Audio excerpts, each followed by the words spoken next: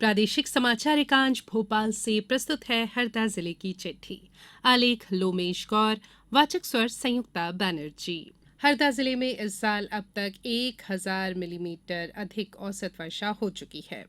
अधीक्षक भू अभिलेख ने बताया कि जिले में सोयाबीन की फसल की अच्छी पैदावार की उम्मीद है। तवा और बरगी बांध के गेट खुलने के बाद नर्मदा का जलस्तर बढ़ने से हरदा सहित जिले के अन्य क्षेत्रों की निचली बस्तियों में पानी भरने के कारण लोगों को सुरक्षित स्थानों पर शिफ्ट किया गया। कृषि विभाग के दल द्वारा फसलों का निरीक्षण किया गया। निरीक्षण के दौरान विगत दिनों हुई वर्षा से खरीफ फसलें आंशिक रूप से प्रभावित पाई गई। उप संचालक कृषि विकास और किसान कल्याण विभाग ने इन फसलों की क्षतिपूर्ति के लिए किसानों से अनुरोध किया है कि वे वरिष्ठ कृषि विकास अधिकारी कार्यालय में आवेदन जमा करें। उन्होंने बताया कि प्रत्येक विकासखंड में फसल बीमा कंपनी द्वारा एक अधिकारी नियुक्त किया गया है। समर्थन मूल्य पर धान और मोटे अनाज, ज्वार और बाजरा के उपार्जन के लिए पंजीयन 20 सितंबर से शुरू हो गया है। हरदा के जिला आपूर्ति अधिकारी ने बताया कि धान और मोटे अनाज के उपार्जन के लिए किसान 5 अक्टूबर तक अपना पंजीयन करा सकते हैं। उन्होंने बताया कि पंजीयन के लिए तहसील स्तर पर केंद्र बनाए गए हैं। हरदा जिले में प्रदेश के अन्य जिलों की तरह गणेशोत्सव का पर्व धूमधाम से मनाया जा रहा है। जिले में विभिन्न स्थानों पर भगवान गणेश की प्रतिमा की स्थापना की गई है। लोग बड़ी संख्या में हर्षोल्लास और श्रद्धाभाव के साथ भगवान गणेश की पूजा अर्चना कर रहे हैं। इस अवसर पर बाजारों में भी रौनक देखी जा रही है।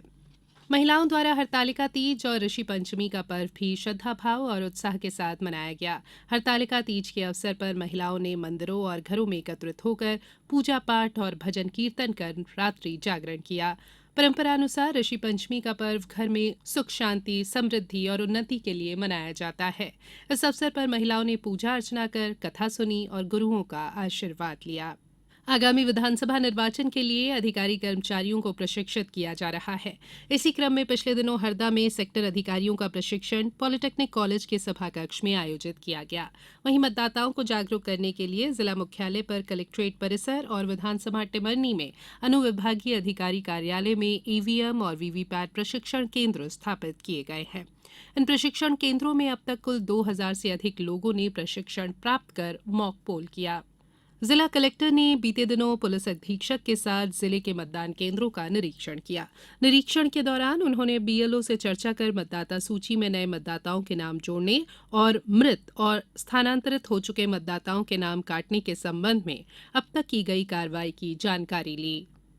सूक्ष्म लघु और मध्यम उद्यम विभाग और जिला प्रशासन द्वारा पिछले दिनों जिला स्तरीय रोजगार दिवस कार्यक्रम का आयोजन किया गया। महाप्रबंधक जिला व्यापार और उद्योग केंद्र ने बताया कि इसमें विभिन्न विभागों की स्वरोजगार योजना के तहत कुल 1539 हितग्राहियों को 33 करोड़ रुपए से अधिक के ऋण स्वीकृत और वितरित किए गए।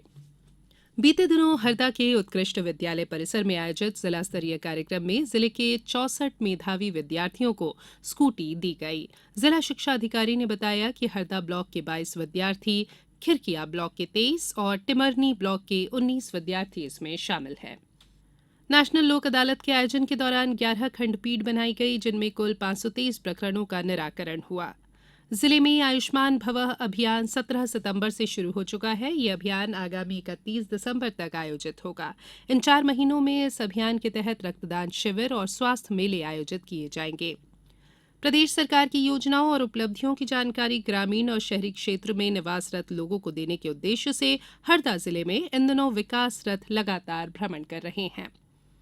हरदा जिले में पोला उत्सव मनाया गया, जिसमें बैलों को नहलाकर उनकी विधि विधान से पूजा अर्चना की गई और पूरन पोली का भोग लगाया गया। पोला पर्व कृषि आधारित पर्व है और पोला पर्व की धूम शहर से लेकर गांव तक रहती है। जगह जगह पूजा अर्चना होती है और इसके बाद घर में बने पकवान बैलों को खिलाए जाते हैं। जिले की चिट्ठी समाप्त हुई।